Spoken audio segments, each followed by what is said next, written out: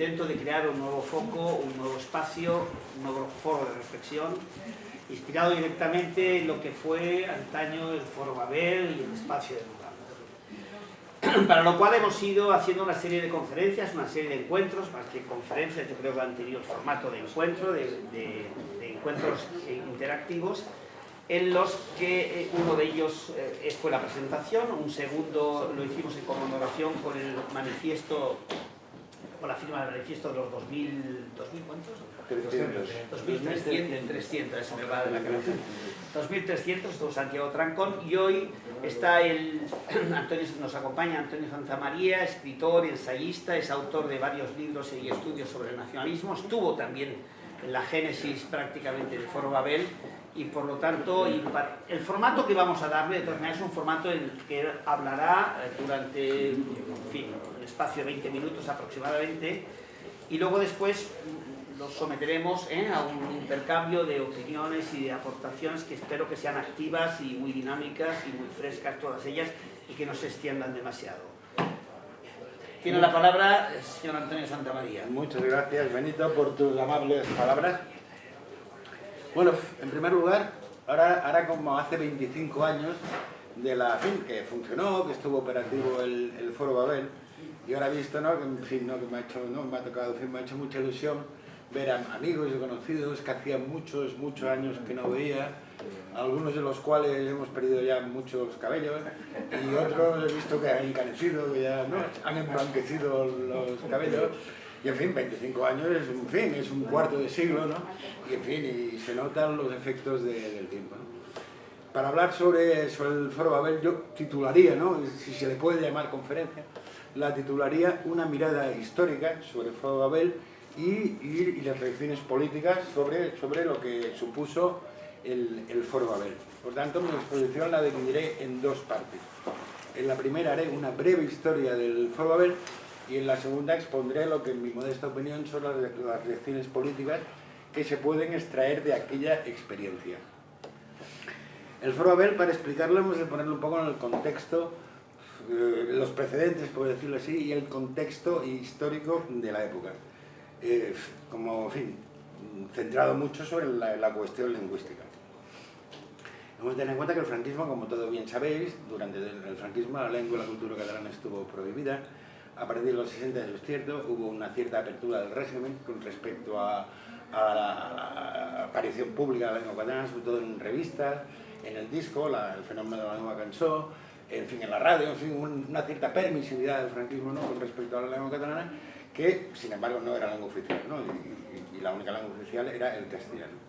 A partir de la transición del año 67 hay los decretos de bilingüismo de Josep Tarradellas, el presidente, ¿no?, del provisional fin de la Generalitat, que en realidad estos decretos de bilingüismo lo que decían era que el catalán tenía el estatuto de lengua oficial, al igual que el castellano en todo el territorio de Cataluña, pero se dejaba, diríamos, la regulación una posterior ley cuando se realizaran las elecciones, ¿no?, que recordemos fueron las primeras autonómicas en el 79, 80, y que quedaba pendiente de una ley.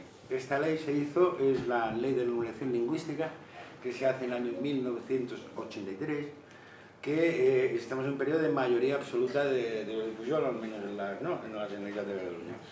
Es una ley en torno a la cual hay un debate que creo yo que es muy interesante, luego hablaré un poco por encima del contenido de la ley, sobre las dos posiciones que hay de partida sobre la regulación a partir de los decretos de bilingüismo de Tarradellas, que es que, en fin, dos posiciones. Hay la de Convergencia y la de Jordi Pujol, que se puede decir que es la más clásica, que era partidaria de hacer un doble circuito para niños de castellano hablantes, con clases en catalán para que fueran aprendiendo la lengua catalana, y acabado la enseñanza obligatoria fueran competentes en lengua catalana, y viceversa, los niños de familia, que es el circuito clásico que funciona en muchos países europeos, ¿no?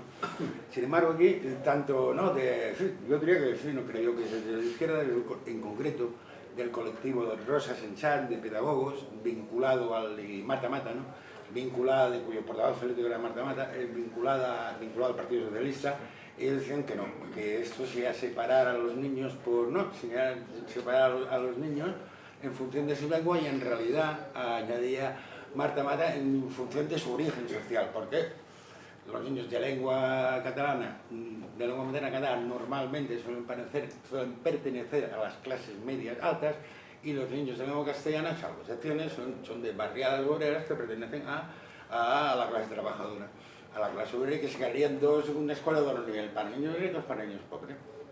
Y también aquí influye el PSUV, aquí el PSUV entonces era fuerte, también apoyó las posiciones de Marta Mata, y se hizo una ley cuyos elementos más básicos sería que había una libertad de elección de lengua materna en el ciclo inicial de la EGB, siempre que un número de padres determinados lo solicitaran en el centro de educación pública, porque estamos hablando de educación pública, y había también, y también se establecieron los niveles mínimos de castellano y catalán en la enseñanza docente.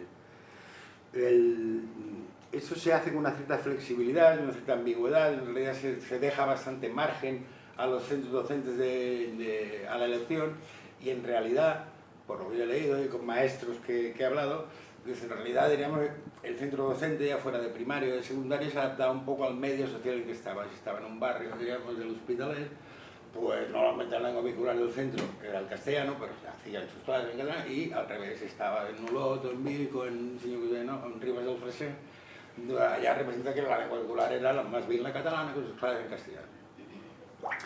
No obstante, la lengua hay en esta ley, en sus objetivos finales, sí que se dice, ¿no?, de que, diríamos, el objetivo final será que a través de un largo proceso de adaptación el catalán llegue a ser en algún día la lengua vehicular de la enseñanza, y que se trata de que los niños castellano a través de un proceso largo y flexible y se introduce también el concepto, que este es un concepto que luego lo encontraremos otra vez, de lengua propia, la diferenciación en lo que es la lengua propia de Cataluña, que sería el catalán, y la lengua, digamos, y otra lengua, las dos oficiales, y otra lengua oficial, pero que no sería la propia de Cataluña, que sería la lengua castellana. Y esto en la ley ya encuentra este concepto, ¿no?, jurídico, ¿no?, en este caso, que estamos hablando de ley, ¿no? Más o menos eso se mantiene, sí. Bueno, aquí hay otro dato.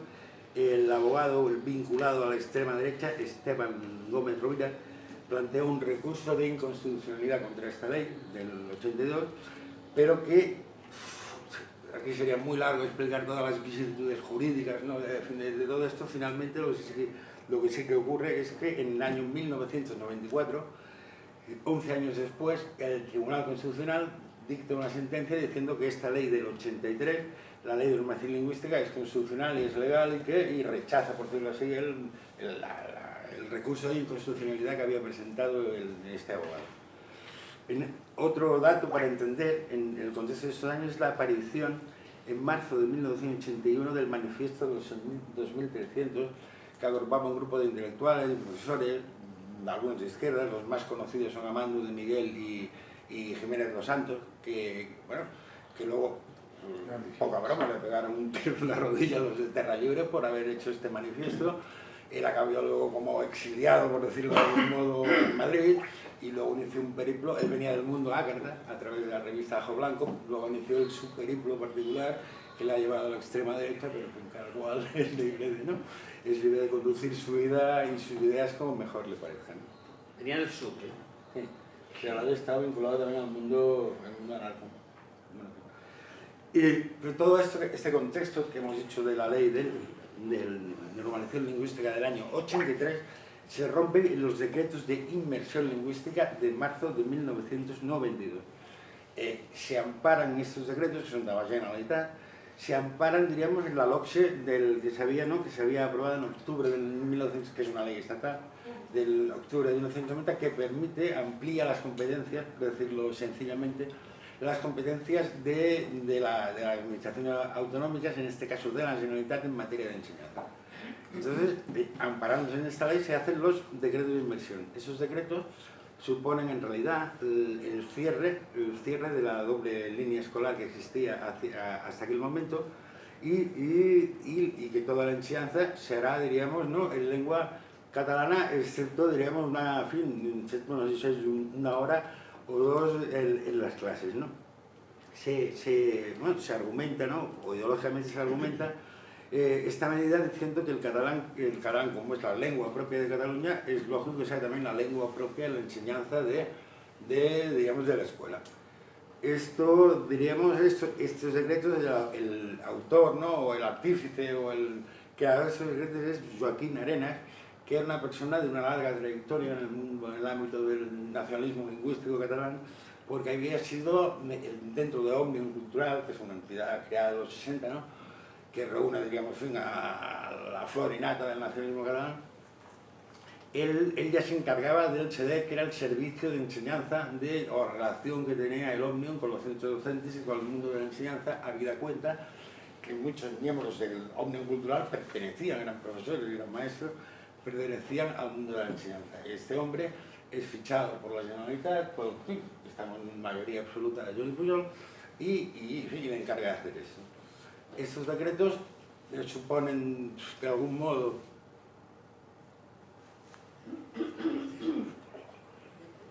la ruptura de esta cierta paz lingüística que existía hasta ese momento, y aparecen los primeros, ¿no?, digamos, signos o síntomas o manifestaciones de un cierto rechazo, de una cierta resistencia, si se quiere decir así, a esta política de inmersión lingüística. En primer lugar, lo encontramos esto en Cadeca, en Salou, pero aquí tenemos el tema de que aparece también el señor, el abogado que he citado antes, Esteban González Rovira, que para el mundo diríamos, del nacionalismo catalán es fácil decir, bueno, son los fachas, la gente de derecha, son los franquistas nostálgicos que ya prohibieron la lengua catalana y la reprimieron en su día, ¿no? Sin embargo, a finales del 92 surge la Asociación por la Tolerancia, que ya reúne gente de gente ya de una sintonía más progresista, de izquierdas, que en mayo de 1994 publican un manifiesto muy interesante de 4 puntos. El principal, a mi juicio, es el que hace incidencia sobre el tema de la vulneración de la legislación lingüística catalana con los principios de la ONU y de la UNESCO respecto a la lengua materna, según los cuales todos los territorios donde haya una cláusula de contacto y unas minorías nacionales, los niños tienen derecho a recibir una enseñanza en su lengua materna, como ocurre en Finlandia, como ocurre en muchos países.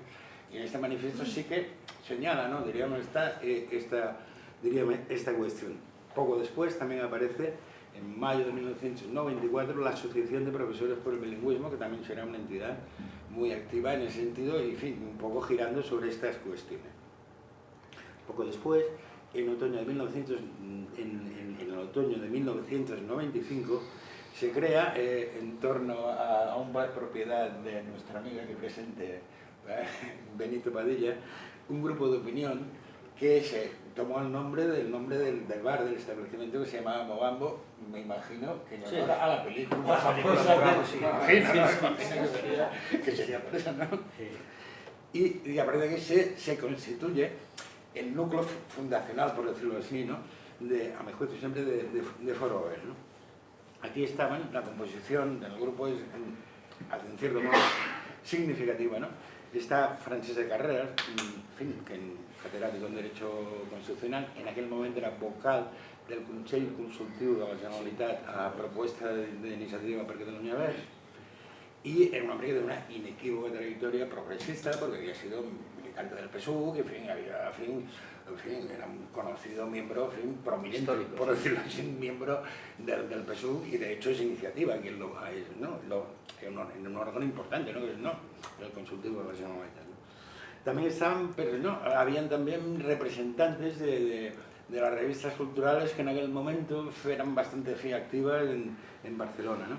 Estaba José Rivas, de Ajo Blanco, y estaba Miguel Riera, del Viejo Topo, que eran revistas que en el momento tenían, ¿no?, una cierta influencia cultural, y también intelectuales, escritores, periodistas como Iván Tubal, que también era una persona que tenía Fitur Tribuna, y tenía, ¿no?, una persona también muy activa en esas tertulias. Había también parte, digamos, así, de una cierta izquierda, entre comillas, disidente. Estaba Albert Clemente, de Comisiones Obreras, estaba Julio Villacorta, que en aquel momento era miembro, aquí presente también, que era miembro del Consejo Nacional del PSC en aquellos momentos, y también la gente de ese sector progresista, que más o menos se movía en torno a ATP, como Félix Pérez Romero, que también está aquí entre nosotros, Antonio Robles, que fue diputado de Ciudadanos, posteriormente sería diputado de Ciudadanos, Rafael Núñez de Usona, de Olot, que ahora, en fin, he perdido su fin, hace años que no lo veo. Lo último que sé que él estaba en la provincia de Málaga, en el municipio, no, se me ha invitado muchas veces a visitarlo. Yo estuve ahí con él, sí. Pero no, aún no lo he hecho, no sé si lo acabaré haciendo.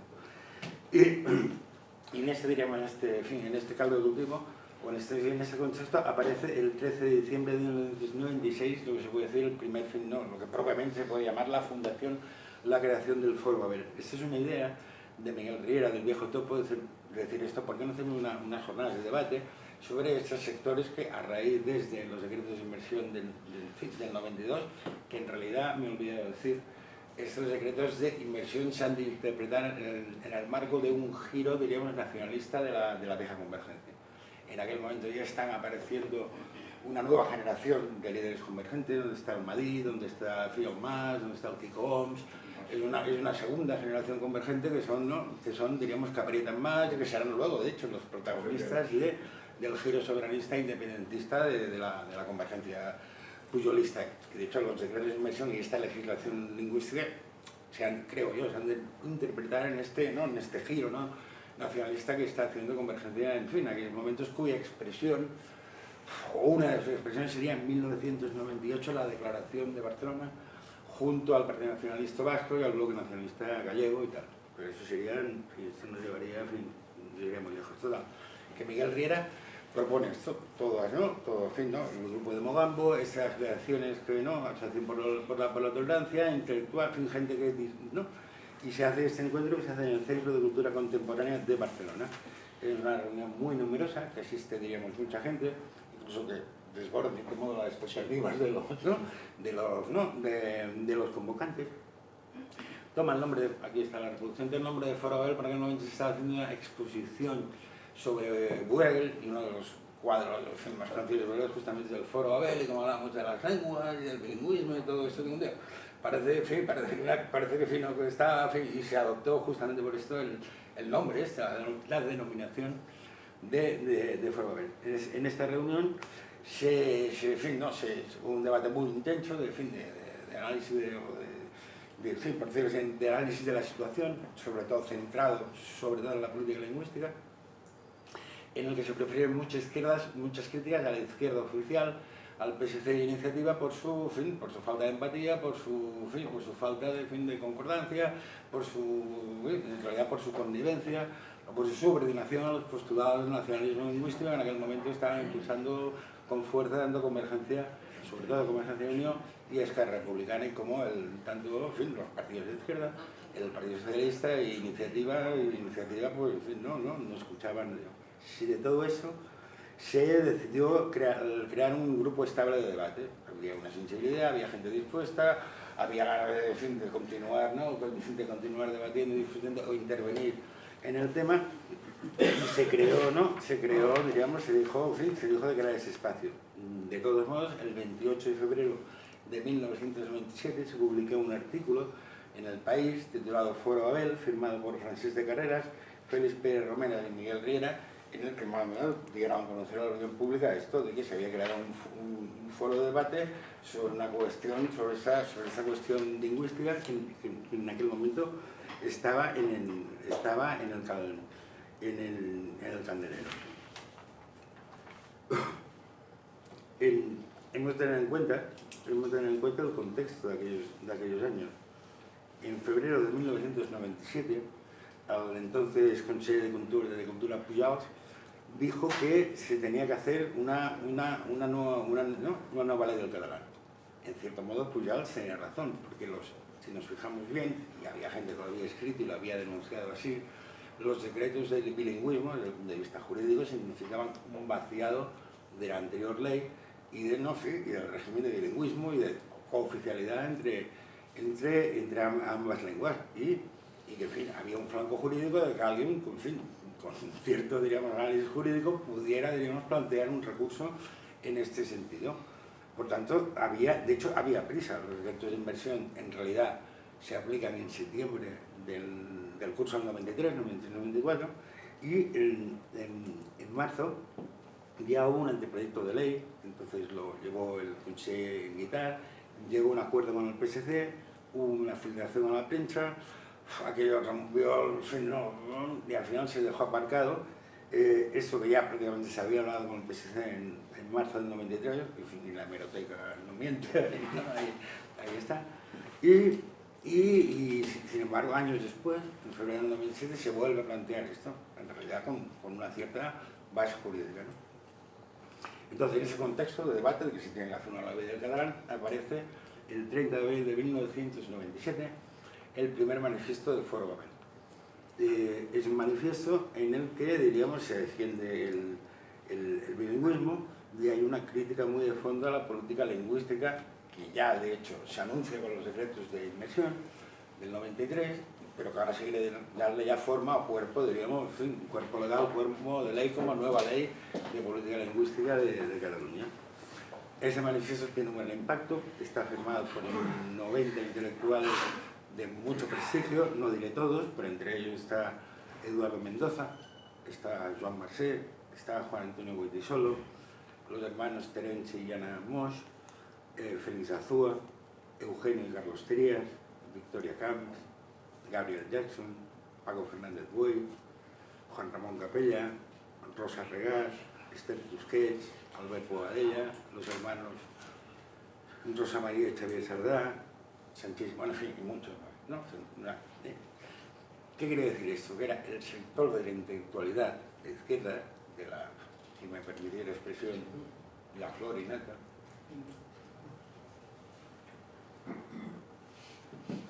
la creme de la creme, de los intelectuales de izquierdas, que estaban en el ámbito más o menos, algunos del Partido Socialista, otros de iniciativa del antiguo peso. Era como un aviso de los intelectuales de gran peso a estos partidos, era como una apelación en cierto modo, decir, cuidado que aquí en el tema está la política lingüística, se va por una ley a ver qué ley se aprueba, y este manifiesto tiene, diríamos, un gran impacto. Este manifiesto en realidad, en cierto modo, es una respuesta a todo lo que estaba ya elaborando antes, es una respuesta a otro manifiesto que aparece el 17 de abril del 97, es decir, 2 semanas antes, 10 días antes, firmado por 350 pesos pesados del nacionalismo catalán, es decir, por un nuevo estatuto a la lengua catalana, donde se pide que, ya que se está haciendo, y hay una ponencia parlamentaria que está debatiendo el tema, que en esta nueva ley del catalán, el catalán sea la única lengua oficial de Cataluña, con argumentos siempre de la lengua propia, que como la lengua propia de Cataluña es el catalán, pues tiene que ser la única lengua oficial del país. Este no, en cierto modo, ¿no? El manifiesto de Babel es una respuesta también a este también pesos muy pesados, ¿no? de la intelectual nacionalista. Este, si me lo permitís, el discurso, este es un hilo conductor de los planteamientos del nacionalismo lingüístico catalán, ya en los marges, ¿no? En el manifiesto de los marges no, ya aparece esto. Ahora vuelve a aparecer aquí con los 350, estamos hablando en el año 97, volvió a aparecer el manifiesto de Coinet, que también venía a decir lo mismo, que el catalán tiene que ser la única lengua del país, y el castellano es una lengua de extranjeros y de ocupación militar y que se ha de hacer favor. Y son estos estos planteamientos. De cierto modo también, por haber una respuesta, diríamos, bueno, ya que el nacionalismo saca su artillería pesada, porque nosotros sacamos la nuestra, ¿no? Por decirlo, ¿no? En fin, por decirlo de algún modo. Esto, y luego también el 27 de septiembre, porque después del 97, el Foro Babel publica un comunicado muy duro cuando ya se conoce el contenido, ¿no? De la ley del catalán, publica un comunicado muy duro contra la ley del catalán. A partir de aquí se inicia una campaña de ataques y de demonización de Foro Babel, iniciada por Albert Manent, una de las vacas más sagradas del nacionalismo catalán, pero que se apunta en todo, es casi un deporte, ¿no? Diríamos, escribir en los diarios y criticar al Foro Babel, neofascistas, hijos, y neofalangistas, y cuadrifin, ¿no? Eran unos años, pero esto, en fin, también de contexto, se echó los años de Vidal Quadra, del 91 al 96, que lleva la dirección del PP, en el 96, como bien sabéis, Pujol, ¿no? En el pacto de los Majestic también entra a la cabeza de Vidal Quadra, y el andar se lo da como hizo Juan Bautista, ¿no? Como hizo, ¿no? Como, en fin, no, pero esto en fin, sería otro tema, ¿no? No, diríamos, ¿no? A partir de ahí se empieza esta campaña muy dura. Si me permitís la vanidad o la pretensión, pero creo que es un dato objetivo. Y entonces trabajaba en el diario Sabadell, era redactor del diario Sabadell, y no, tenía un jornada, en fin, tenía un contrato laboral indefinido a media jornada, y en fin, y se supo que ya era fin del Foro Abel, porque había escrito cosas, en fin, se supo. Y un grupo de representantes de prohombres de la ciudad se pidió audiencia con el director para decirle cómo era posible que entre su, en nómina o entre sus redactores hubiera un periodista de Foro Abel. Fuerte el director, en este caso aguantó el tirano y dijo, mira señores, ustedes en su empresa hagan lo que quieran, y en la mía pues hago lo que me da la gana. Y todo quedó ahí. Pero, ¿sí? Bueno, una pequeña muestra de que realmente la campaña contra Babel desde los medios nacionalistas fue realmente muy dura. En Premia, si no me falla la memoria, también miramos a reventarnos del acto, en fin, y más de algún acto no hubo incidente, en fin, poca broma, ¿no? Para aquellos que dicen, bueno, pero todo esto empieza con el proceso arenista, no, esto ya, en fin, venía, creo yo, de más atrás. En cualquier caso, en el 97 se hace público, ¿no?, el pacto entre Convergencia y el PSC sobre la ley del catalán. Es un pacto, también aquí hemos de recordar, ¿no?, de que los ponentes, en aquel momento, ante el tema de Babel en el PSC, hay como dos corrientes, ¿no? Hay por un lado José Zaragoza o Joan Ferran, ¿no?, que llamados sector de los capitanes, que sí que hacen declaraciones públicas a favor de Babel, y dicen, bueno, aquí hay muchos socialistas, todo lo que dice Babel, en fin, lo vemos con buenos ojos y nos parecen unas posiciones, que no están mal, ¿no? Y sin embargo, el sector catalanista del PSC, que era el que mandaba en el partido, pues con Foro Babel, pues no, en fin, no hacía muy buenas migas. Hemos de recordar que la ley del catalán, el ponente de la ley del catalán, quien negoció la ley del catalán, fue Joaquim Nadal, el alcalde de Girona, ex conseller de la Generalitat y actual conseller de la Generalitat de Cataluña. Y Antonio Dalmau, exalcalde de Igualada, presidente de la Diputación de Barcelona y también reputado miembro del sector catalanista del Partido Socialista. A este pacto rápidamente se suma Iniciativa y finalmente el 30 de diciembre de 1997 se vota en el Parlamento de Cataluña la ley que finalmente se denomina de política lingüística, adopta esta denominación, que cuenta con los votos favorables de Convergencia, del PSC, de Iniciativa y del Partido Independiente, el Partido para la Independencia, que era una creación del Colom, que acabó, y Pilar Rahola. Sí, la Rahola, efectivamente, sí, de efímera existencia. Y el presidente de la Sí, base. sí. No, eso fue Solidaridad Independentista. Eso fue otro. Eso fue parecido, pero fue otro batalla, por decirlo así.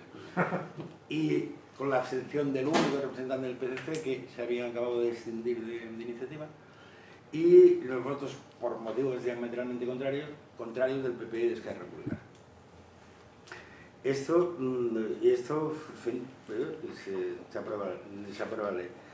El 3 de marzo del 98 tiene también lugar un hecho también, creo yo, significativo en esta breve historia de Foro, que fue el debate que se celebró el 3 de marzo del 98 en el Pati Llimona sobre el derecho de la autodeterminación, que era un tema que la gente del grupo de Mientras Tanto, que estaba el Fernández Boy, a descanso, Juan Ramón Capella, en fin, un grupo de intelectuales marxistas, de izquierdas, más vinculados, dijéramos, al mundo de Iniciativa o del antiguo Partido Comunista que no del Partido Socialista, que pusieron sobre la mesa la cuestión del derecho a la determinación. Hubo un encendido debate en el cual el grupo de Mientras Tanto se desvinculó de Foro Babel porque, en fin, eran partidarios, ¿no?, firmes partidarios del derecho a la determinación, y desde el Foro Babel se les puso más de una pega, en fin, aquí y se produjo esta salida.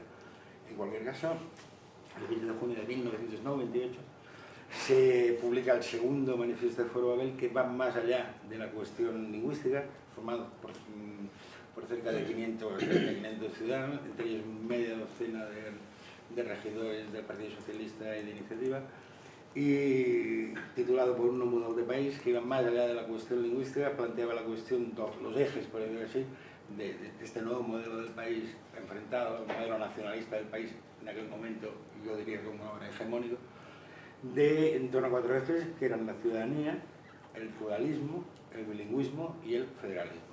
En ese libro está este manifiesto recogido. También en aquella época se da un fenómeno muy interesante, pero que queda destruncar, que es los foros haberes locales, ¿no? Gente de Terrassa, de Sabadell, o Baix Llobregat, de fin, de Tarragona, nos pedían, ¿no?, permiso para hacer una serie de foros haberes locales, lo cual era un indicio de que habías tocado, en fin, habías tocado nervio, habías tocado una cuestión, en fin, importante y todo ello. Adelantando ya mis conclusiones, y a mí me da la impresión, ¿no?, que el foro haber esto, como he dicho antes, una apelación, diríamos, de intelectuales y de gente, en fin, con un peso notable a los partidos políticos, a los representantes del Partido Socialista y de Iniciativa para que modificasen su posición y se enfrentasen a la política lingüística que en aquel momento está impulsando la Generalitat, ¿no? Y esto yo creo yo que era uno de los objetivos, ¿no?, en fin, diría yo, estratégicos, ¿no?, de foro haber. Parecía que esto podría ser posible a partir de la elección, después de unas primarias contra Joaquín Almunia, del señor Josep Borrell como candidato a la presidencia del Partido Socialista. Tanto es así que el 27 de junio de 2018 se produjo una entrevista en la sede del Partido Socialista entre el señor Borrell y una delegación de representantes de Foro Haber, que tuvo una gran resonancia mediática, que fue utilizada, ¿no?, por los medios de comunicación nacionalistas para cargar contra los que se reúnen con los galusistas y con los españolistas y con los neofalangistas, ¿no? El Borrell tuvo, en fin, ¿no?, la presencia que ya en aquel momento ya era una bestia negra de, en fin, ¿no?, del nacionalismo catalán, tuvo esta, ¿no?, tuvo el jacobino, efectivamente, que le llamaban, ¿no? Borrell, como hemos visto, tuvo una efímera existencia en este cargo. Empiezan las malas lenguas que fue su partido quien se lo cargó.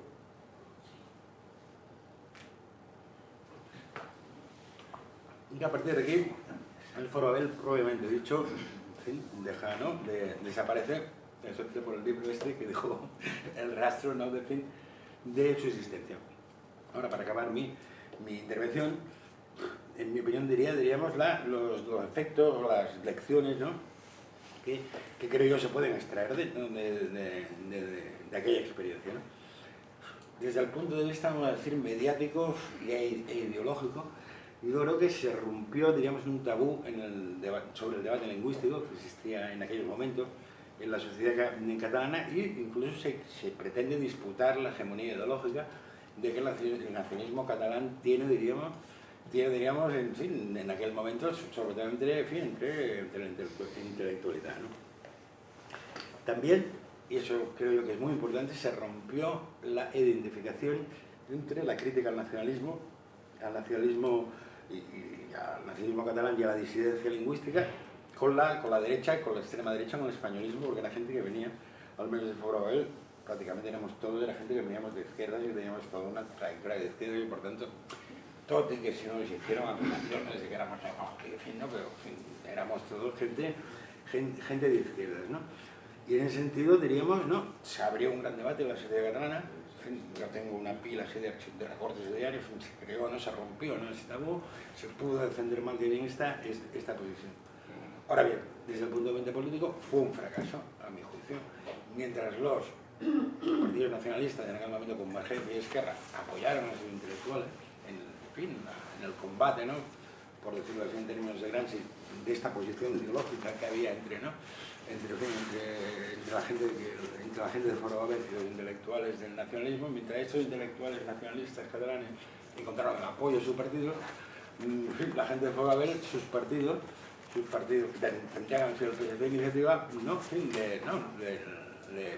les hacen caso y les giran la esquina. Todo esto queda, diríamos, ya visto por sentencia con la nominación de Pascual Maragall a la presidencia de la Generalitat, que se rodea de un equipo de miembros del catalanismo, la mayoría de los cuales están todos ahora actualmente en Esquerra Republicana, y en fin, esto tiene, diríamos, esto sí que fue, diríamos, un fracaso fuerte, ¿no?, para el Foro Haber. O sea, intentábamos mover, ¿no?, a la izquierda catalana Yo sobre esto le he dado muchas vueltas, como podéis imaginar y suponer, entonces, esta cuestión.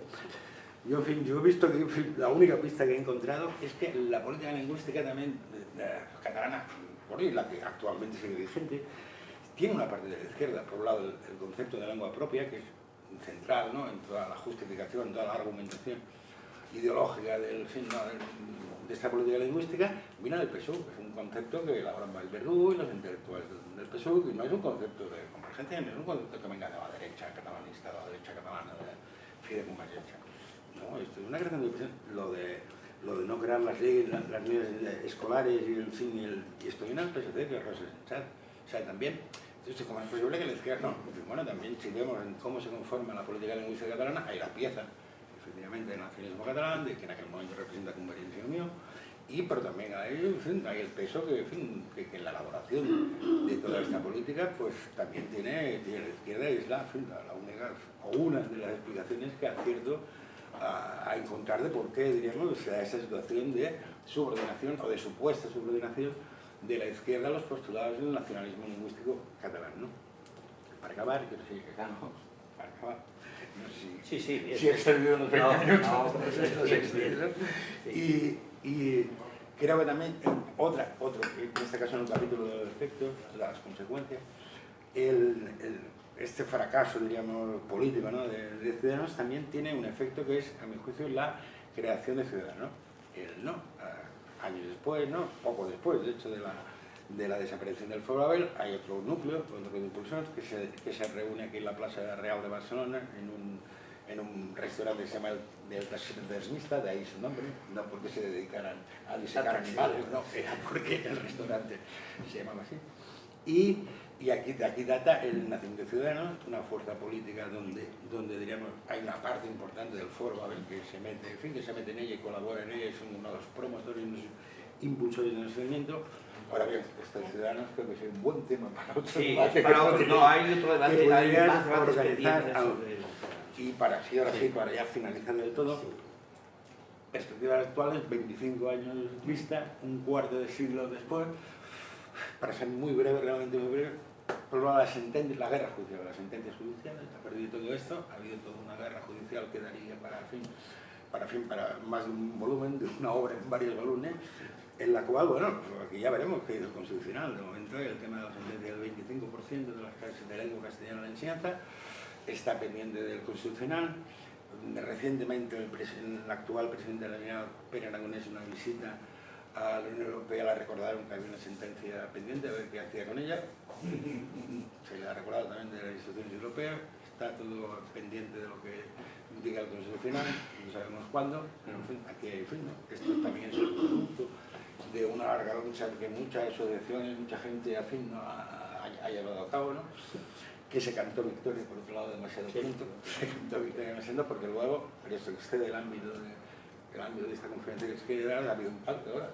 Esta ley de política lingüística que se aprueba en el 97 ha sido reformada justamente para evitar la aplicación del 25%, una ley votada por Junts, Junts a contrapeo, por Ferrer de Catalunya, por Esquerra Republicana, por el PSC y por los comunes. Pues la que se cortó eso, muy recientemente. Y también otra cosa, en el Partido Socialista, en aquel momento había dos almas que se llamaban, había el sector de los capitanes y el sector catalanista. El sector catalanista prácticamente ha marchado todo, o Castell, el Maragall, el Arnés, en fin, ¿no?, la mayoría es Esquerra Republicana, y quizá dentro del Partido Socialista ahí puede haber una mayor sensibilidad para que, no quiero decir, no estoy mal hablando, para que de alguna vez se haga otra política lingüística más democrática y justa en este país. Y bueno, que vuestra disposición. Muy bien.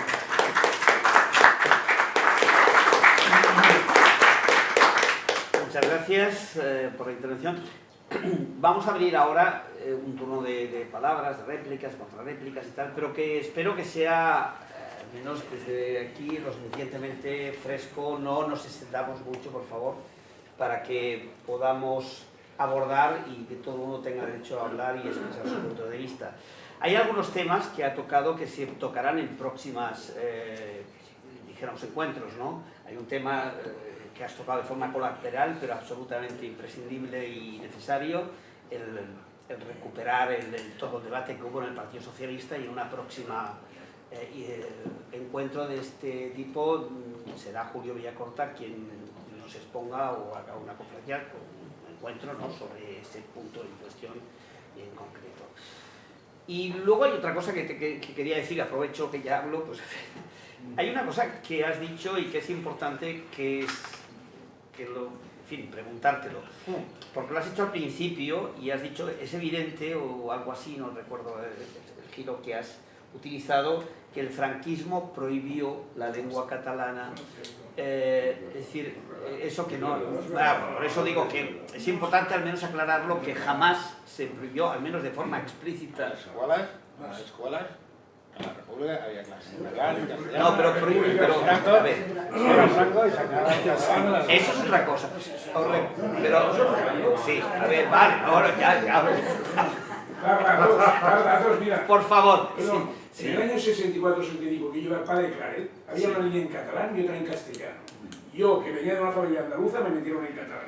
Suspendí todo. Pero había su línea en catalán y su línea en castellano. Eso lo he vivido yo. A mí no me tiene que contar historia. Hay un No me metieron en catalán. Los curas podían. Sí, hay un artículo que no sé dónde Yo es. estudié en los colapios y me dieron clases de catalán. Fuera de currículum, no puntuaba, pero... Y yo tuve que examinarme de catalán obligatorio en época de Franco en la universidad. Por cierto, hay un artículo que me gustaría recuperar, muy bueno, que era precisamente sobre la presión que ejercieron algunos falangistas catalanes al mismo Franco, cuando en principio el mismo Franco, y desde la camarilla o desde los sectores más próximos a Franco, se intentaba, incluso algunos de los falangistas, como Irilla y tal, de primera orden, pretendían efectivamente respetar la posibilidad de que no solamente el derecho civil catalán prevaleciese como ha prevalecido, sino además que algunos de los escritos importantes en lengua catalana se siguieran efectivamente teniendo carácter oficial.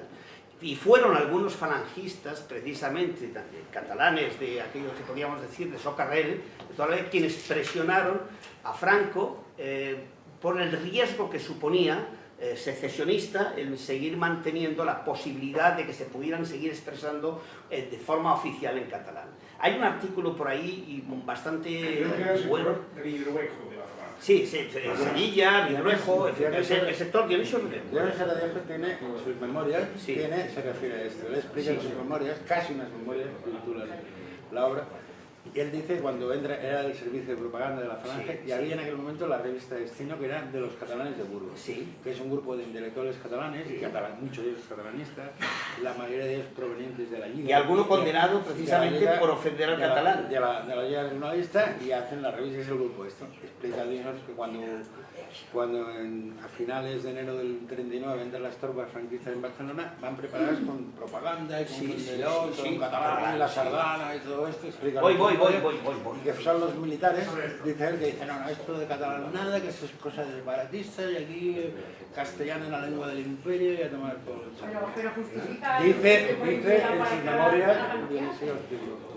No, pero el director de Destino, que vosotros recordáis cómo se llamaba, el director de Destino...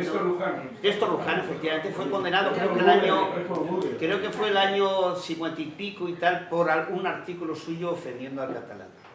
Es decir, no recuerdo el año 50 y pico, 60 aproximadamente. Pero desde el punto de vista jurídico, hasta Tarradellas, el catalán no es lengua oficial. Los decretos de Tarradellas restablecen un poco la ley republicana, y bueno, en Cataluña hay dos lenguas vehiculares, que por tanto han de ser oficiales. Pero que, eso restituye de que sí, pero que es diferente. Yo, de decir que estuvo prohibido el catalán... He dicho que en los 60 hay una permisividad, a partir de la ley Fraga, el año hay una permisividad con respecto a la revista, a todo eso. El año 42 se funda Omnium, la PETA de Europa, Omnium Cultural, está en el año 42 se funda Omnium Cultural.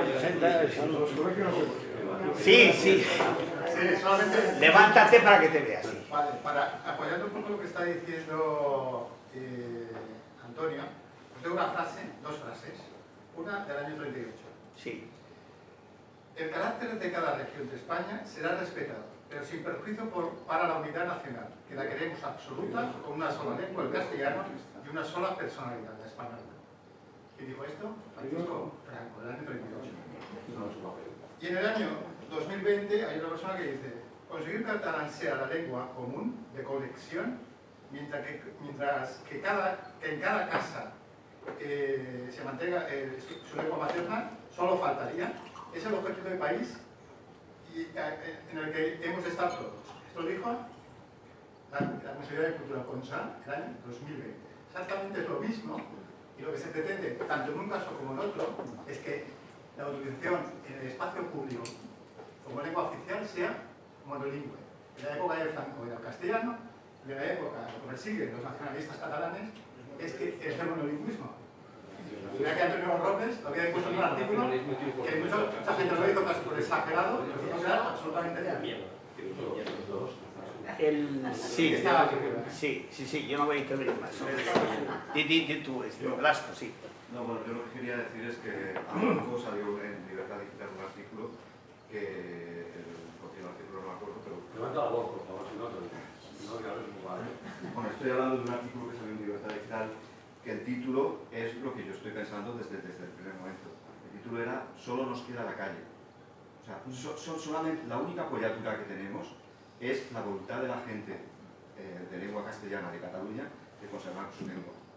Ni las disquisiciones jurídicas, ni pedagógicas, ni políticas, todo eso no sirve para nada. Solamente es la voluntad, que si es que existe. Y los nacionalistas van como un rodillo porque saben que no existe, que la sociedad, digamos, de orígenes de lengua castellana, nos dividimos en tres grupos. Uno, las clases populares, que están enterradas en la indiferencia por cualquier asunto de mínimo calado filosófico, como es este. Unas clases medias que están bastante integradas en el discurso nacionalista soft, no el independentista, pero sí el nacionalista soft. Y una minoría crítica, que somos nosotros, que no tenemos peso demográfico para enfrentarnos a ellos. Entonces, yo lo que siempre he estado diciendo, que Antonio me conoce, Félix me conoce, lo que he estado siempre diciendo es que hay que elaborar un discurso que anime a la gente a respetar su lengua y a querer conservarla. Sin esa apoyatura,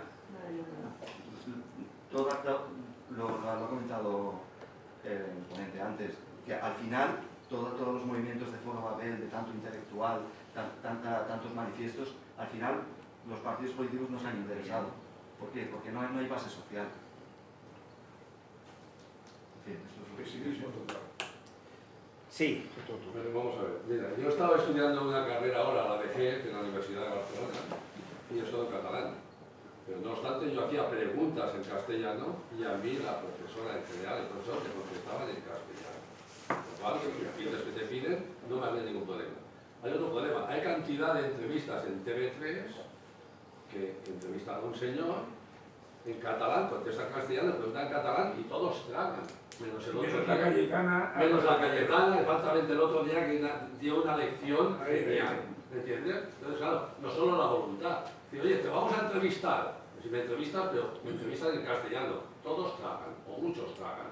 Con lo cual, eso es un problema, ¿me entiendes? Es decir, si tú impones tu derecho, ya te digo, en la universidad, todos catalán, un amigo mío que iba y yo hacía las preguntas, soy catalán, y se habla catalán, quiero decir, y les preguntaba en castellano, y a mí me contestaba en castellano. Por eso te digo que es una cuestión de ponerse en tu sitio y ya está, ¿me entiendes? Así es el tema. Oye, para animar el debate, quiero hacer una pregunta personal a don Antonio. ¿Tú cómo denominarías a estos señores que han estado en el PSC y que eran independentistas y que han chupado todos los votos de la inmigración y han estado escondidos como sanguijuelas debajo de la tierra y luego salen y se pasan a la izquierda? ¿Cómo los denominaríais? ¿Qué es putrefacción o qué es? Porque a mí solo me se me da putrefacción que digo aquí. ¿Cómo los denominarías tú personalmente? ¿Qué objetividad has tenido, Antonio? No, la pregunta que lo digas si... No, ya no entraré en valoraciones morales, ¿no? La verdad que el presidente de años tiene una doble composición social y lingüística. Por un lado están los cuadros de la ANOC, que muchos provienen del mundo municipal, del Baix Llobregat, del Vallès, del Maresme, del Barcelonès, de las comarcas, de los barrios obreros, ¿no? Del centro industrial metropolitano de Barcelona, y cuyo ¿no? que ha dado dirigentes como el Corbacho y que llegaron incluso a la presidencia de la Generalitat en la persona de Josep Montilla, que es el sector uno de cuyos graneros es precisamente el Baix Llobregat, y Montilla había sido alcalde, ¿no? del Baix Llobregat, ¿no? Por un lado hay ese sector y por otro lado hay el sector que proviene de las élites catalanistas. Bueno, Maragall, nieto del gran poeta de Frida Bañó catalana, los Nadal de Girona, que no necesitan carta de presentación porque en fin, no tienen mucho peso, o de el Narcís Serra, de familia más que prominente, en fin. Y hay este doble equilibrio. El PSC en aquel momento lo vendía, somos el único partido que representa a toda Cataluña. Y decían, porque mientras esta convergencia, que solo es la Cataluña, entre comillas, de los catalanes étnicos catalanoparlantes, y está el PP y tal, ¿no? Que es la Cataluña de... Nosotros somos la única Cataluña donde están aquí Catalá y está el Nadal y la Manuela de Madre, ¿no? Y era un poco él llegó al PSC, ¿no? El proceso soberanista revienta todo esto, como revienta Convergencia, como revienta Iniciativa, como revienta el sistema de partidos catalán, y el PSC pega un estallido ya como una gla, y la parte, ¿no? Digamos, esta parte se pasa a la medida baja, la mayoría es que es republicana, algunos, como el Mascarell, también a Junts, y por eso lo decía al final de la intervención, en cierto modo esto abre alguna perspectiva en comparación de los años de Foro Babel hace 25 años, donde el PSC, ¿no? De hecho, en el último congreso, si no me falla la memoria, se planteó la cuestión de flexibilizar el tema de la inmersión lingüística, de que quizá, no, en fin, salió un poco, diríamos, la cuestión esta en el último congreso del PSC, pero doctor está en la iglesia y un día el señor Villacorta lo explicará con mucho mejor que yo pueda hacerlo. Pero hay esta dualidad, diríamos, de carácter lingüístico y sociológico que, digamos, que en aquel momento existía y ahora ha reventado. Mira, si alguna vez pasáis cerca de los Mossos con las escopetas y haciendo el número, el 90% de las veces hablan entre ellos castellano. Los Mossos hablan castellano. De profundidad castellana, así, ¿eh? Claro, si veréis. Sí. Hablan castellano. Yo quiero decir, yo vivo en una localidad que está aquí al lado de Barcelona, que se llama El Prat de Llobregat. Que tiene un aeropuerto y todo, ¿no? Cuando vas por la calle, si oyes hablar del catalán casi que te giras de la servilleta. ¿Cómo es posible que no haya allí una reacción ante esto? Por el nivel cultural de la gente, hostia. Más claro que el agua. El barrio San Cosme, ¿cómo son? De todas maneras, es que viene a leer. Escúchame una Solo en la tele, nada más. Pues ahí tenemos un problema. Pero yo lo que digo es que ese es el problema. un momento.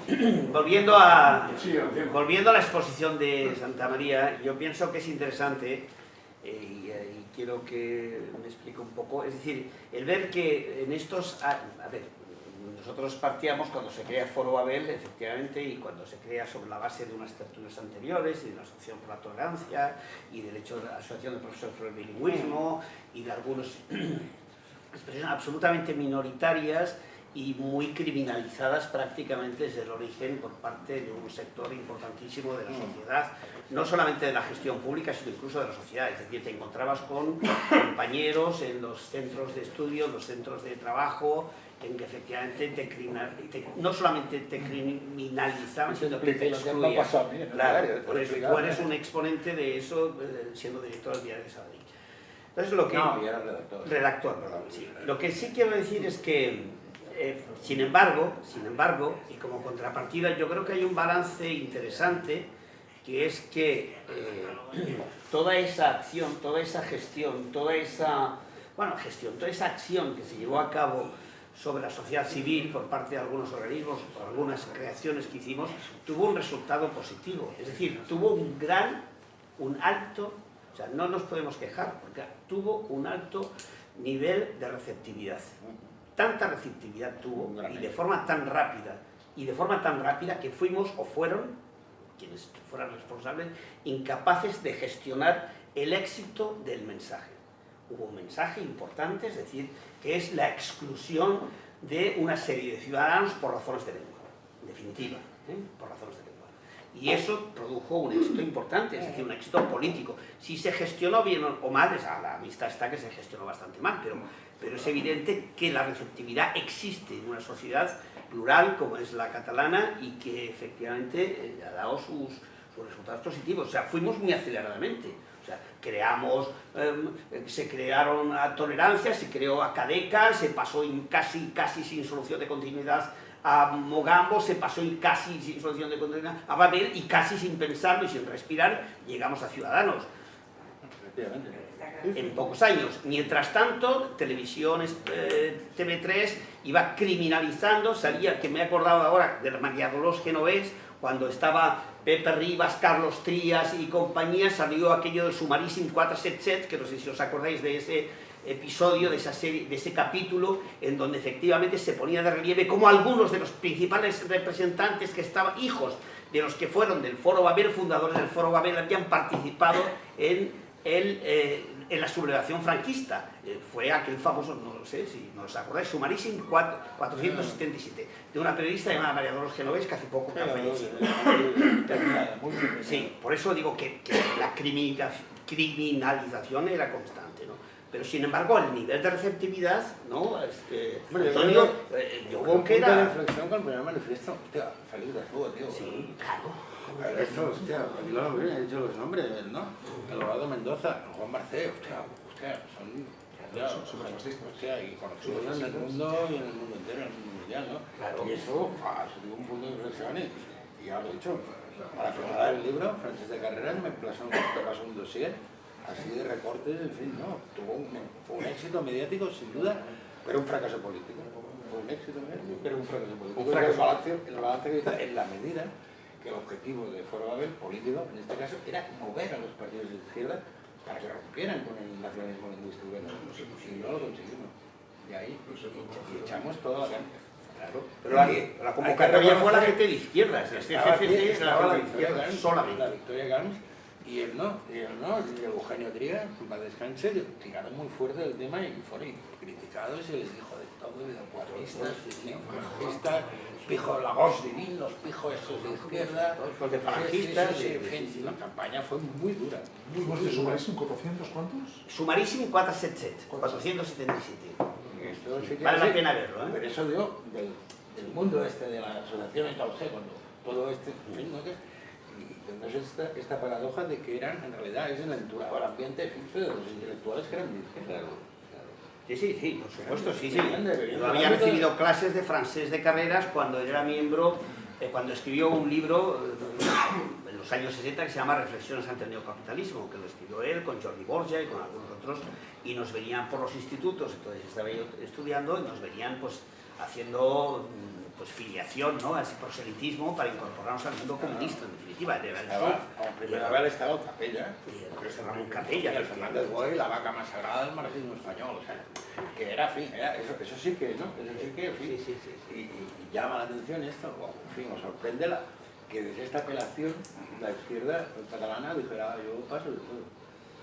Cuando los intelectuales nacionalistas sí que encuentran partidos político, mediático, económico, también. Sí. Yo tengo una pregunta para Santa María, pero primero un par de comentarios rápidos. Sí. Aquí el compañero Antonio, vamos a ver, las palabras que estaba buscando, yo creo que es usurpador, Muy fina, usurpador, Más que traidor, impostor, impostores, vividores, tramposos. Traidores, yo diría traidores. No, porque traidores es el que cambia de etiqueta, pero si siempre han sido eso. Eran submarinos, algo muy habitual en Cataluña, el submarinismo. Gracias, compañero. No, encantado. Y luego, en cuanto al franquismo, bueno, a ver, los alcaldes franquistas, Subasar, abuelo de Gemma Basar, la exnovia de Pablo Iglesias, Pablo Manuel, y actualmente, pues bueno, pues tertuliana de TV3 y va ocupando todos los cargos que pueda, ¿no? Y luego, pues Pere Aragonés, evidentemente, ¿no? Su abuelo también, otro franquista de nombre, ¿no? Lluís Llach. Bueno, o Lluís Llach, de Trabucaire, ¿no? Carlista, somater, reventahuelgas, torturador, en fin. Y responsable de un crimen importante, el abuelo de Aragonés, es decir, fabricó unos edificios que se cayeron generando posición. Pero bueno, No conoces bien la zona, Sí. tenía una pregunta para Santa María, para Soy Antonio. todo oído, amigo mío. Vamos a ver. A ver, has mencionado, es que yo te iba a preguntar justamente, pero luego te me has adelantado ya en la respuesta, prácticamente, salvo por lo que ahora te preguntaré, de quién venía la idea de la lengua propia o la lengua propia, ¿no? Sí. y has dicho que un tal, no sé si te he oído bien, Verdú o Vallverdú. Vallverdú. Vallverdú. Vallverdú. Vale, Vallverdú, este es el, bueno, en fin, el creativo que se le ocurre este concepto, ¿no? Esta terminación. Había algún referente ya en la República. En la República se había dicho, digamos, la lengua propia, pero desde un punto de vista, vamos a decir, literario. No se había incorporado jurídicamente que, bueno, que hay dos lenguas oficiales, una de las cuales es propia y otra que no es propia, que es la arquitectura jurídica, ¿no?, de la legislación lingüística, o una de las bases, ¿no?, de la legislación lingüística catalana, ¿no? Entonces, quienes inventan este concepto de lengua propia son los intelectuales del PSUV y el especialista en cuestiones lingüísticas, que es Francesc Vallverdú. Francesc Vallverdú. Entonces mi pregunta y esto es sobre los años 70, esto es ya sobre los 70, mediados de los 70. Y se elabora este concepto de lengua propia. Mi pregunta, Antonio, yo, en fin, yo te tengo un respeto porque sé que llevas muchísimos años, décadas, analizando estas cosas, desde tu modestia, pero que yo sé que sabes un huevo sobre estas cosas, y entonces te quiero preguntar, a ver, el PSUV era, bueno, pues era un partido más importante durante la clandestinidad, al franquismo, ¿no? El más importante en esta parte de España, el PSUV, y bueno, ahí había mucha gente, y había muchos intelectuales, ¿no? Pues, sobre tú ahora mismo, que luego será un valeriano, ¿no? Es uno de los más destacados, ¿no? Luego es de Carreras, otros, pero en fin, alguien de la talla de Soletura estaba ahí, ¿no?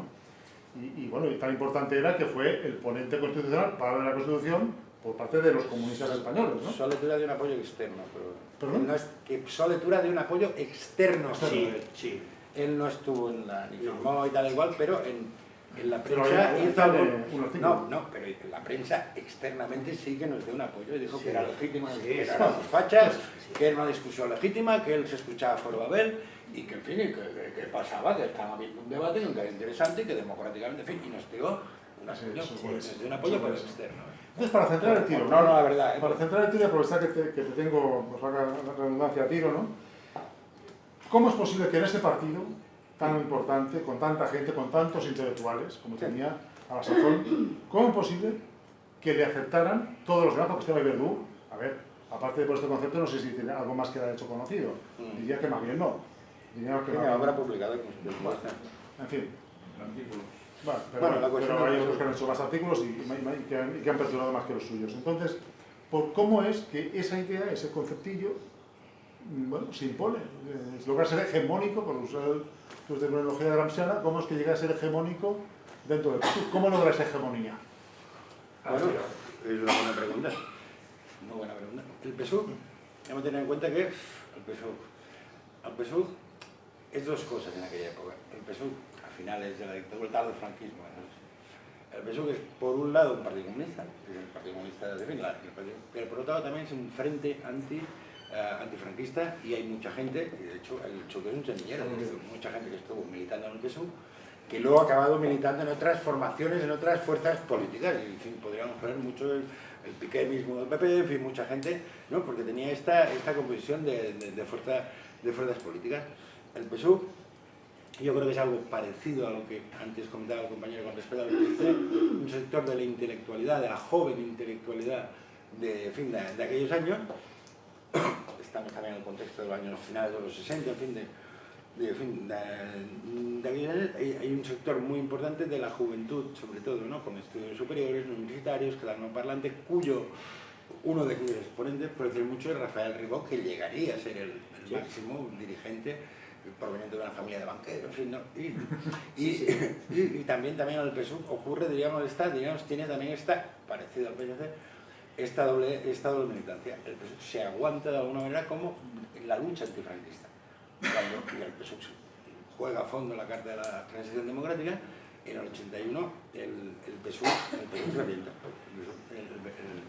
El PSUV primero porque ya no tiene esa función de partido antifranquista, y en segundo porque también revienta por el tema del tema social y del tema, diríamos, del tema del PCC, que supone que recoja las bases obreras, y luego iniciativa, que es PSUV y es intelectual.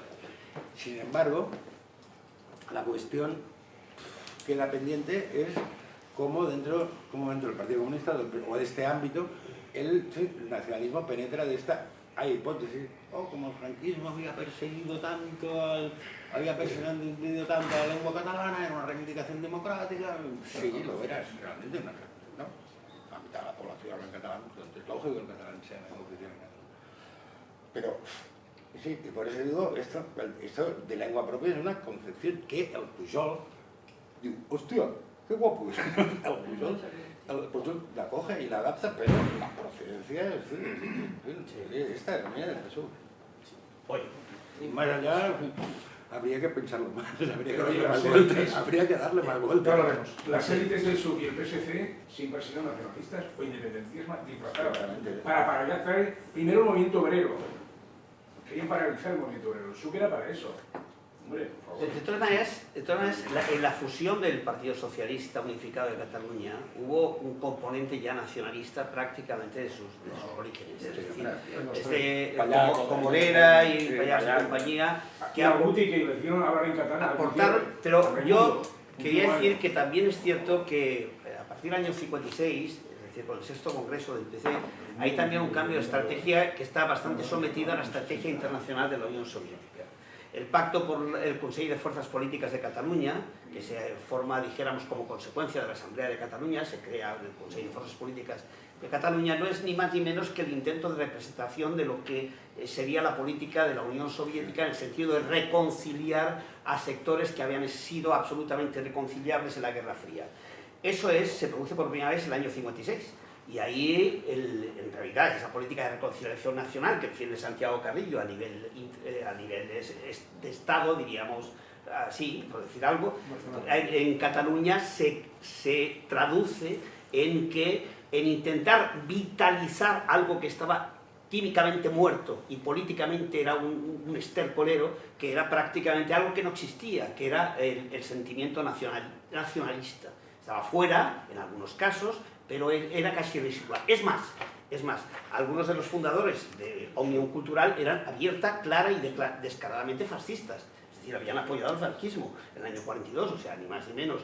Por lo tanto, eran amigos de Franco, de la jerarquía. No había en aquellos momentos una articulación nacionalista. Tuvo que recurrirse, se tuvieron que inventar la gente como Agustí de Semir y compañía para crear un Consejo de Fuerzas Políticas. El único elemento que sí que había es este personaje que se había educado en la Escuela Nacional Alemana en los años del nazismo, que tenía un fuerte componente nazi porque los profesores de la escuela alemana eran exiliados de la Alemania nazi que se habían refugiado en España, fue Jordi Pujol, donde sí que había un fuerte componente doctrinal en la enseñanza y tal. Este personaje sí que era un nacionalista. Y claro, bueno, ya, porque el año 56, en los famosos Palau de la Música, de los años 62, me parece que fue el famoso... Sí, el famoso Palau de la Música fue él y algún otro más que clamó y cantó el can de la señera. Habiendo de esto, pero ya para... Sí. A ver, porque ahora ha venido la idea, alguien lo ha apuntado por aquí, López Raimundo, ¿no? López, pero Guti es más joven, pero López Raimundo, que tenía más mando en plaza en aquel momento, su mujer no era una catalanista, mucho, ¿no? Sí. ¿Cómo se llamaba? Teresa Teresa. ¿No hay algo ahí de cama, a lo mejor? Sí, era una catalanista acérrima, sí. Estaba exiliada en Praga y era una catalanista. Porque no se casó con él cuando estaba en la cárcel. No sé si me estoy inventando la historia, pero no se casó con él cuando estaba en la cárcel o algo así. Teresa Pami. Gregorio estuvo en la cárcel, vivió en la clandestinidad muchísimos años, pero yo no sé si llegó a pisar la cárcel. Yo no sé si llegó a pisar la cárcel. Sí, allá había...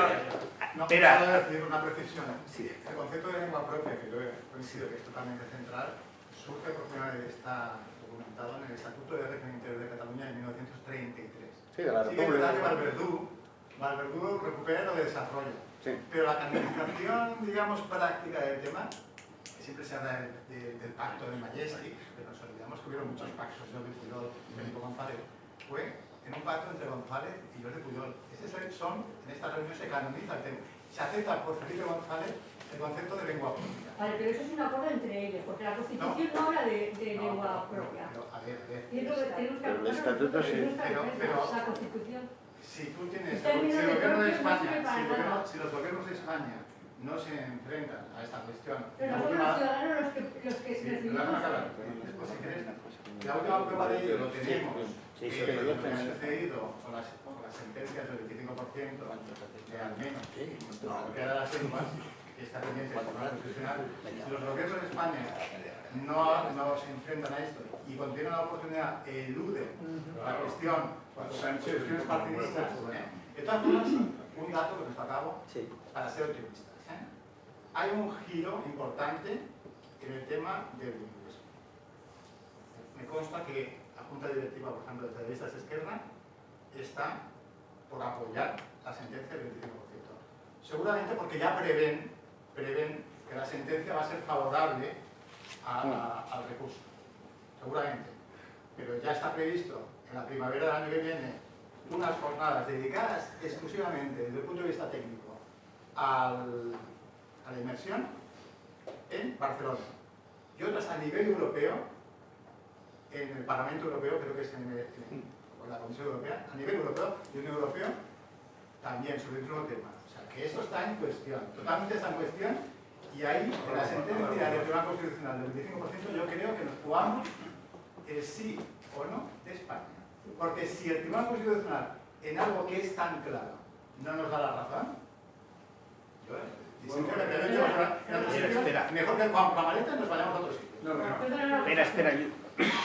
A ver, Antonia, ¿quieres...? Explica, luego de va... Si me permitís, no, primero las palabras. Un 25% nos lo van a dar, porque les interesa dar un 25% cuando tenemos un 100%. En cuanto a reclamar el 100%, nos vamos a conformar con el 25%. Eso es una ganancia para ellos. Y ese tema ya se queda zanjado. Un 25% en la escolaridad. Bueno, un 25%, una clase de castellano para los niños y punto. Así tenemos nosotros el 100% de derechos que tenemos garantizados en la Constitución. Lo que dice la jurisprudencia no es un 25% de castellano. Esto es lo que dice TV3. Lo que dice la jurisprudencia del Tribunal Constitucional y del Tribunal Supremo es que al menos cada lengua oficial en olor, es lo que pretende la jurisprudencia del Tribunal Supremo, en olor probablemente será necesario que haya un 75% de castellano y un 25% de catalán. Probablemente será al revés. La sentencia es del 25%. Es al menos... La sentencia dice, obliga a la Generalitat a cumplir con el régimen, o sea, el sistema que estableció precisamente la Generalitat, que era el bilingüismo oficial, la conjunción lingüística, perdona, que es 50% en catalán y 50% de castellano. En las horas lectivas, el resto de las horas del colegio, los niños tienen libertad. Perdona un momento, déjame terminar. Vale, eso es lo que dice la sentencia, que tiene la obligación de garantizar la lengua oficial vehicular, o sea, las dos lenguas vehiculares. Es la sentencia. Después pone una coletilla, que no sé por qué se ha inventado, pero en realidad ya se ve claramente por qué se la ha inventado, que es lo del 25%. En el fundamento de esa sentencia dice claramente que como está la situación tan mal de que no cumple con la ley y el castellano es lengua residual, y no puede ser, que él fija un 25% de lengua vehicular porque está en la situación mal. O sea, en lugar de atreverse a obligar a cumplir la sentencia que tenemos, lo que hace es poner esa coletilla de un 25%, que en realidad una sentencia, ¿desde cuándo pone una sentencia? Un 25% para una lengua, que sabe que es el castellano, que es la lengua residual, que lo ha dicho él, y el 75% para los otros. O sea, ya de entrada ya está mal esta sentencia. O sea, que en realidad lo que tendríamos que haber hecho es que cumpliera la sentencia, que era la obligación de garantizar la lengua vehicular de las dos oficiales. Pero ahí está el PSC para Déjame que te apunte una cosa en lo que estáis diciendo, porque es importante el matiz, porque esto no se conoce. El Tribunal Constitucional ha dejado muy claro que la competencia en la escuela, por lo que hace a la enseñanza en castellano, no de castellano, pero en castellano es competencia del Estado. Sí, artículo 149. Y la competencia para la enseñanza en catalán, en Cataluña, es... Pero nunca puede intervenir en la castellana. ¿Qué pasa? Estoy recordando a Manuel Aragón, que es que fue magistrado, es magistrado de mérito de Solano Regional. Lo que pasa es que la Administración del Estado no ejerce su competencia y la Generalitat tampoco lo hace. ¿Y qué hace entonces el Tribunal Superior de Justicia de Cataluña? Entra a sustituir lo que no hace el legislador que tiene la competencia. Y dice, como usted Generalitat no está haciendo lo que le toca, claro, pues voy a tener que entrar. fácil, ¿no? Entonces, como no lo hace, que quita los derechos a los ciudadanos. No. Tiene que hacer cumplir la sentencia. ¿La sentencia cuál es? Que cumpla, que garantice esa las letras vehiculares. Para no lo garantiza, las competencias perjudica a las los competencias que dice castellanos. la Constitución son irrenunciables. O sea, tú no puedes tener una competencia y no ejercerla. Pero de hecho, tanto el Estado como la Generalitat en esta cuestión no están ejerciendo su competencia. Y esto lo ve, porque vienen muchísimas demandas y denuncias de padres que están afectados por esta cuestión porque sus hijos son maltratados. Y se llega a esta sentencia que es muy buena. Igual que es muy buena, buenísima, la sentencia del Estatuto del 2010. Que todo el mundo habla de ella, pero poca gente se la ha leído. Yo me la he leído, es buenísima. Por favor. Perdona, No, Velasco. estamos. Bueno, pero no sé que se baten dos. Tú tenías esa palabra pedida ya que... Yo voy a decir una cosa que no tiene nada que ver con lo que... ¿Me deja usted, por favor, que usted intervenga varias veces? Sí. Por favor. Sí. Muchas gracias. Seamos respetuosos y democráticos entre nosotros. Antonio, ¿no crees que sobre los anales y el espíritu, que yo creo que ha dejado un legado el Foro Babel, ¿no crees que hay algo muy importante, que es latente y que hay que explicitar, y es que se trataba precisamente de poner de relieve una serie de carencias, una agresión, una vulneración por parte del nacionalismo, que es una religión que todo el mundo ha aceptado como tal, es decir, igual que se hablaba en los años 70 de ser cristianos en el partido y comunistas en misa, etcétera y tal, pues bueno, es decir, pues uno va al partido o al sindicato y es católico o es evangélico o nacionalista. Y eso se tolera. Y eso se tolera. Cuando un partido o una asociación lleva, digamos, la coletilla de nacionalista, que es algo ignominioso después de 2 guerras mundiales, es que algo no funciona bien en la sociedad civil de turno. Yo creo que Foro Babel hizo algo importante y quiero que tú, en este sentido, puedas desmentirlo o profundizar sobre ello, que es una suerte de, digamos, plantear un preámbulo para crear una cultura distinta que pueda conducir a una pedagogía en cuanto a que hay que huir de cualquier tipo de oxímoron, es decir, si una persona tiene una construcción medianamente tolerante, no puede tener ni un gramo de nacionalismo en absolutamente nada. Y es más, no puede combatir un nacionalismo con otro. El fuego no se combate con fuego, porque hay distintos fuegos. Si al fuego le echamos agua, el resultado será que acabarán achicharradas las personas que estén alrededor. Yo creo que vosotros planteasteis una semilla que quizás, después de 25 años, queda algo muy importante, que es una cosmovisión distinta y sobre todo que hay que plantar cara al nacionalismo sin utilizar ningún vestigio de visión nacionalista, sino caminando por la senda del patriotismo constitucional que teóricos como Jürgen Habermas han puesto encima de la mesa y a otros niveles Philippe Petit, ¿no? Es decir, yo creo que habéis hecho un ejercicio muy sano y creo que es francamente reivindicable a 25 años vista y sobre todo que os atrevisteis a poner en tela de juicio dogmas de fe religiosos y sobre todo a dar voz a los sin voz y por distintas cuestiones, y con esto concluyo, y avatares de la política nacional, la única oportunidad que tuvisteis fue la brevísima interlocución con Josep Borrell en su momento. Qué pena, ¿no? Y que también pongo ejemplo que hay que reincidir en ese tipo de bestias que tanto molestan a Pujol y que efectivamente son un paradigma que ponen en cuestión algo que vosotros también, y concluyo, pusisteis y denunciasteis, que es que la lengua es punta de lanza de una obra de ingeniería social y un delito moral de apropiación indebida cultural. Esto es algo muy importante. Y esto lo hicisteis vosotros. Está ahí latente. Tuvisteis valentía. Qué pena que esa suerte de muerte de éxito no condujese a una serie de hitos políticos ya a estar perfectamente encardinados en transversal como algo normal que nuclee a la gente que quiere plantar cara a un nacionalismo excluyente sin caer en españolismos histéricos e igualmente torpes y excluyentes, ¿no? Esto también hay que decirlo.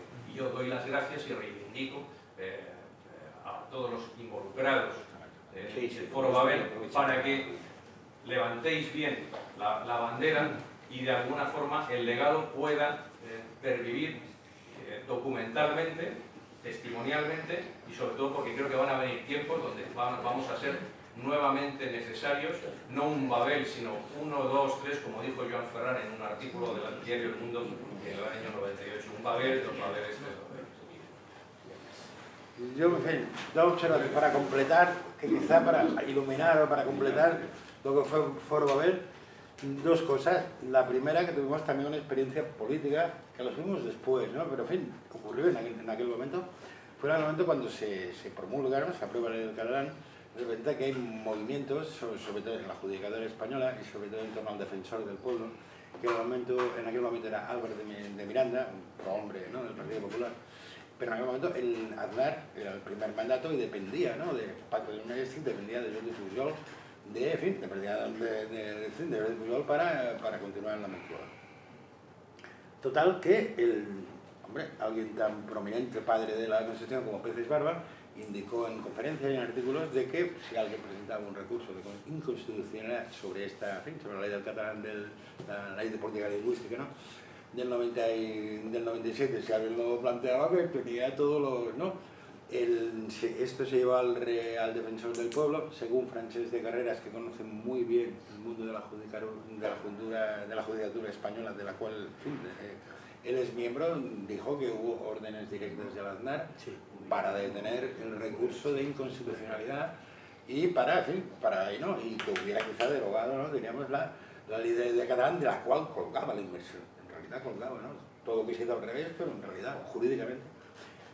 Y entonces los mismos que luego desde el mundo o desde otros medios, ¿no?, españolismo, y hacían, diríamos, una cierta, diríamos, propaganda, ¿no?, contra la legislación lingüística catalana. Luego, por otro lado, sabes que la política tiene, es así, la política funciona de esta manera, tiene sus normas, tiene sus reglas, y si Aznar representaba, en la medida que representaba el nacionalismo español, tampoco tuvo un papel muy brillante en esta, y es otra lección política también a extraer de la experiencia de Foro Babel, que creo que es importante y me había dejado en mi exposición. También, para terminar, también estamos a finales de la década de los 90, en el año 2000 aparece la Agenda 2000 de Convergencia de Pujol para ocupar todo el espacio del mundo intelectual, de la prensa, de la cultura, de los medios de comunicación, y aparece también en ese contexto. Y para acabar, sobre el catalán, sobre la lengua catalana, habría muchas cosas que decir. Pero últimamente se observa un fenómeno muy curioso que parece como un efecto boomerang, como una paradoja, una cosa realmente curiosa que yo os la expongo aquí y os la dejo a vuestra consideración, ¿no?, ya que hablamos del mundo de la enseñanza, por lo que explican profesores y gente del mundo de que hay, de que el catalán, la lengua catalana, tiene una presión normativa muy grande, ¿no?, en los centros, ¿no? O sea, hablar un catalán correcto, perfecto, la pronunciación, aquí todo en catalán, no hablas castellano, y hay una presión, ¿no?, una presión normativa importante, ¿no?, en los centros, ¿no?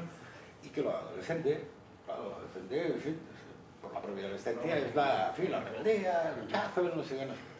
Me ha explicado que muchos niños de familia y de lengua catalana, pues que pasan al castellano, primero como un gesto de rebeldía, y segundo, porque el catalán, con esta normatividad, al haber perdido base popular, porque si no, por ejemplo, mi sogra es catalana, tiene 90 años, señora, y era un catalán de una riqueza, que razones, eso catalán, al perder la base popular, la ha perdido, es una lengua casi de clases medias y altas, ha perdido esa riqueza, ¿no?, que tienen todas las lenguas, tienen un registro culto y tienen un registro popular.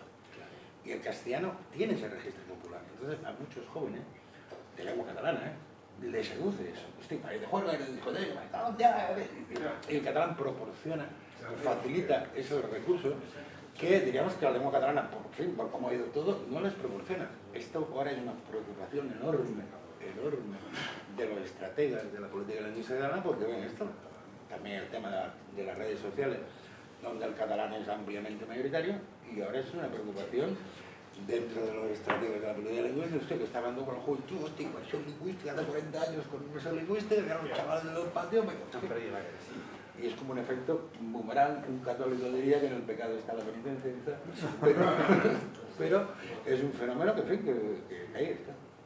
Oye, una cosa, has dicho que frase de carrera es jurista, no es juez, ¿eh? No, bueno, es letrado, es de miembro de la medida que es. Sí, oye, ya que tengo la palabra, catedrático de Derecho. nos queda una bala. A ver, Tranquilo, el Foro Babel tiene que revolucionar. La única bala que nos queda con el tema del catalán es la siguiente. El catalán no es idioma oficial europeo, ni lo va a ser, porque el Parlamento Europeo, el otro día, hubo presiones del PSOE, del Partido Socialista, para que pero el Parlamento Europeo no lo quiere, porque nos siguió, y ya después del catalán, el vasco, el gallego y miles de lenguas que hay en Europa. Eso tenerlo en cuenta. La única cosa que les queda aquí para el tema es que el catalán sea lengua oficial europea, que no lo es. Si es así, se ha acabado el tema. Entonces sí que se ha acabado. Es la única bala que queda. Y eso Formabel lo tiene que promocionar.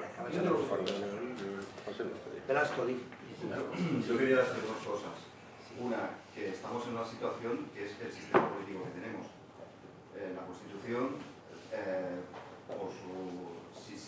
sin que... Imagino que los constituyentes no tenían esa intención, pero ha derivado en que el gobierno de turno tiene que comprar estabilidad a base de vender el Estado. Entonces esto es lo que tenemos.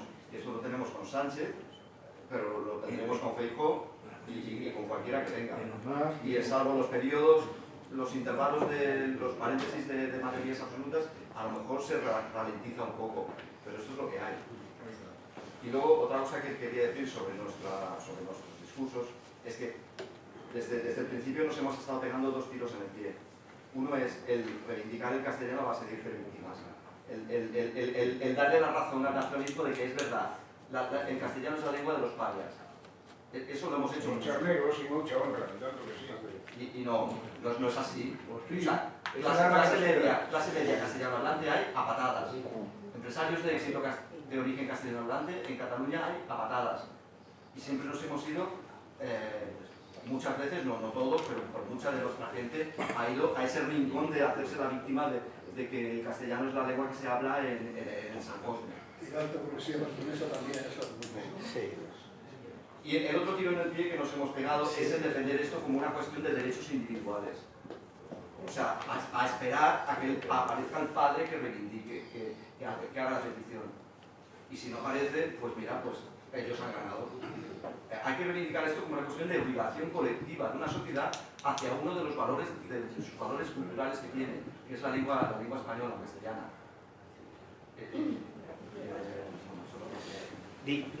Julio y Fernando.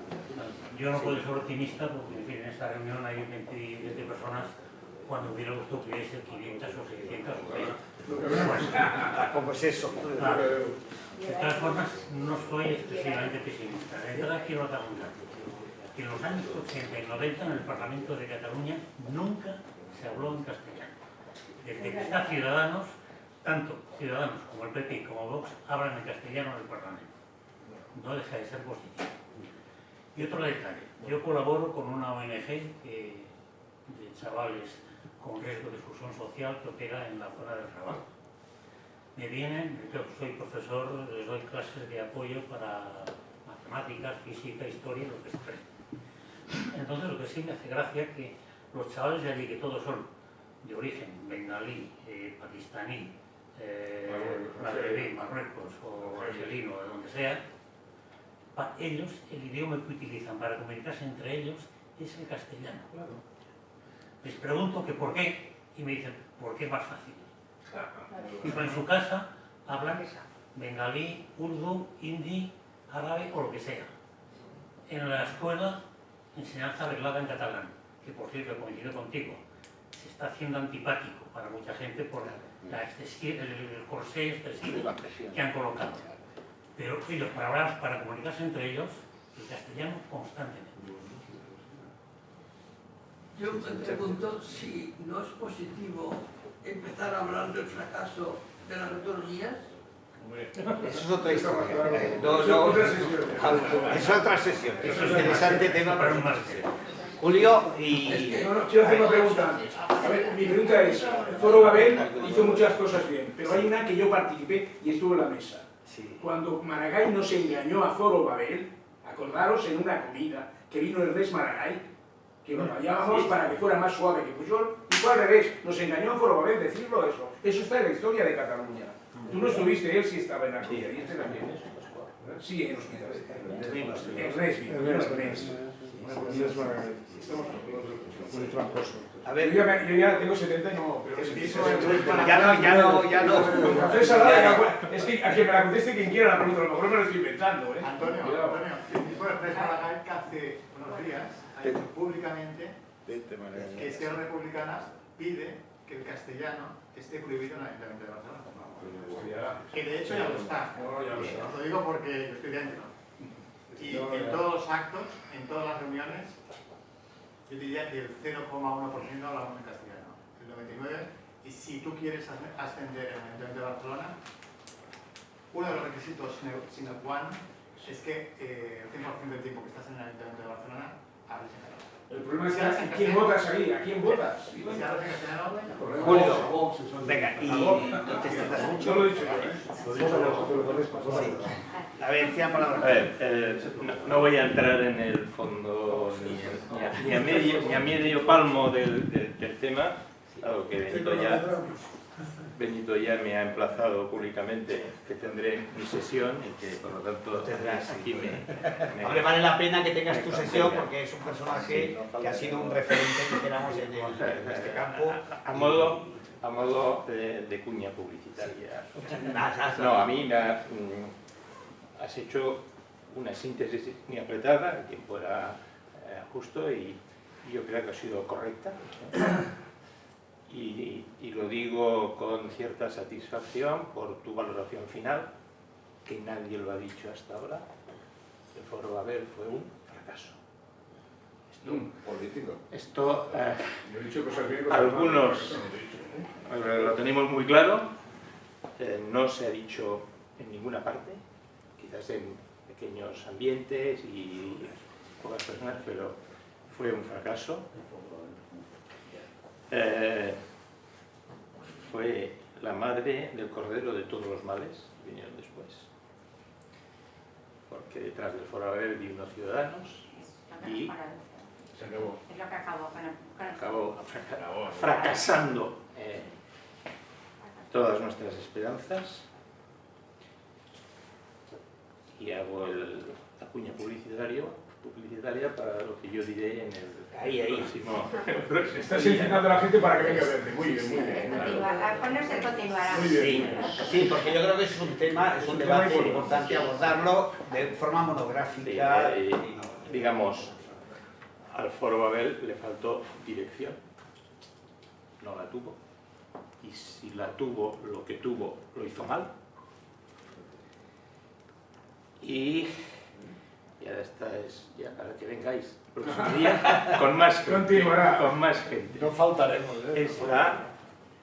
Para mí fue la demostración de que con el catalanismo, con ningún catalanismo, absolutamente ninguno, ni el más santo, ni el más españolista, que a verlo haylo, con ningún catalanismo podemos tener complicidades. Habrá que, esta sociedad lo tiene complicado, habrá que hablar algún día, habrá que pactar, habrá que vernos las caras, pero con luz y taquígrafos y desde posiciones muy claras. No somos un pueblo, no somos un solo pueblo. Somos dos. Y no es posible hacer de esto un solo pueblo con pactos, connivencias y... A mí me lo dijo una vez Raymond Obiols en una reunión conspiratoria de Petit Comité. En un territorio no caben dos lenguas. En el próximo Continuará. Bueno, agradeceros a... Sí, Solo estoy de acuerdo en que el foro fracasó cuando de ahí salió Ciudadanos. El que falló fue Ciudadanos. O sea, no falló el foro porque el foro fue el pensar que nos llevaba. Eso el próximo día. Eso el próximo día lo ves. Agradeceros a todos la presencia y invitaros al próximo